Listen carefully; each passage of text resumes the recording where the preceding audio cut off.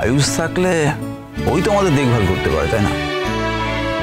তাছাড়া ভাই যদি এখানে থাকতো তাহলে বাড়ির যেই অনুষ্ঠান সেখানে উপস্থিত থাকতে পারতো। এই যে এখন দাদার মেয়ের বিয়ে, যদি বাড়ির ছোট ছেলে বাড়ির বাইরে থাকে ভালো লাগবে কি? বেচারা কতবারই আর যাতায়াত করবে, একটা খরচা সাপেক্ষ ব্যাপার তো। হ্যাঁ, সে তো বটেই। আয়ুষ এখানে থাকলে আমাদের সবারই সুবিধা হবে। আর একটা কথা, সেটা হচ্ছে আমাদের ছোট বৌদি, মানে সে যতই বিলেতের মানুষ হোক না কেন, সে কিন্তু একদম বিলেতের মতন নয়। মানে এখানে এসে সমস্ত কাজকর্ম যেভাবে এত সহজে বুঝে নিয়েছে, সেটাই বলছি আর কি। একদম ঠিক বলেছে। ছোট বউ আমাদের সাথে পুরোপুরি মানিয়ে নিয়েছে। দাদা, সে কথা বলার সময় এখনো হয়নি। দেখো, ছোট বৌমা জানে ও এখন এখানে কয়েকদিন থাকবে, সেটা ভেবেই ও একটু মানিয়ে গুছিয়ে চলছে আর কি। দেখবে না, যেই শুনবে যে ছোট ঠাকুরপো এখানে থেকে যাচ্ছে আর বিদেশে যাওয়ার নেই, ওই মেয়ের একবারে চেহারা বদলে যাবে। তা কেন? এরকম তো নাও হতে পারে। আগে থেকে এত ভাবছিস কেন? দেখো দাদা, মেজগিন্নি আমায় বলেছে, হ্যাঁ, যে ছোট বউ বাড়িতে এসেই ইতিমধ্যে আর কি তোমার মেয়েকে পরীক্ষা দেওয়ানোর জন্য আমাদের মায়ের বিরুদ্ধে রুখে দাঁড়িয়েছে।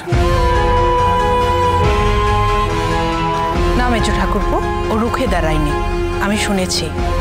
ও বলেছে পায়েল এতটুকু একটা মেয়ে, আর ও যখন লেখাপড়া করতে চাইছে ওকে লেখাপড়া করানো উচিত। দেখো, এখন তো আর আমাদের কাজ নেই, সময় বদলেছে। দেখো বৌদি, তোমার মেয়ে লেখাপড়া করার জন্য পাত্র তো আর বসে থাকবে না। তো তাকে যদি তুমি বেশি লেখাপড়া করাও তাহলে ভালো পাত্র পাবে তো। সে কথা বলেনি দীনেশ, ওরাও তো স্কুলে যাচ্ছে, ওদেরও তো ইচ্ছা করে পাস টাস করে আরো পড়াশোনা করতে।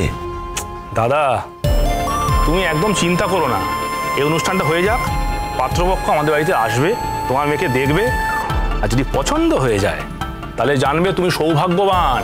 আরে ওরা আমাদের পাল্টি ঘরের লোক তো, আমাদের বাড়ির মেয়ে যদি সেই ঘরে যায় একেবারে সুখে শান্তিতে থাকবে।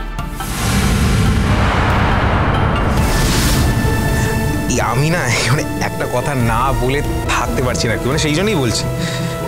আমাদের বউরা না হয় চোখে দেখে না, কিন্তু আমাদের মেয়েরা তো এরকম নয়, তাই না? আজকালকার দিনে মেয়েরা কি না করছে, সব দিকে বরং ছেলেদের থেকে অনেকটা বেশি এগিয়ে গেছে। সেখানে এই জামাই, তুমি কি বলতে চাইছো না আমি বুঝতে পারছি না।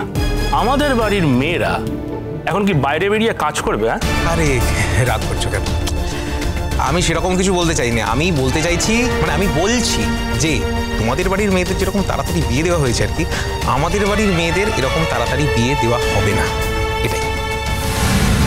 দেখো জামাই, তোমার বাড়ি, তোমার মেয়ে, তুমি সেখানে কি করবে না করবে সে নিয়ে আমাদের মাথা ব্যথাও নেই, আমরা নাকও গলাবো না। হ্যাঁ, এটা আমাদের বাড়ি, আমাদের নিয়ম। হ্যাঁ, আমাদের মা যতদিন বেঁচে থাকবে সে নিয়মের অন্যথা হবে না, বুঝেছ? সে তো বটেই।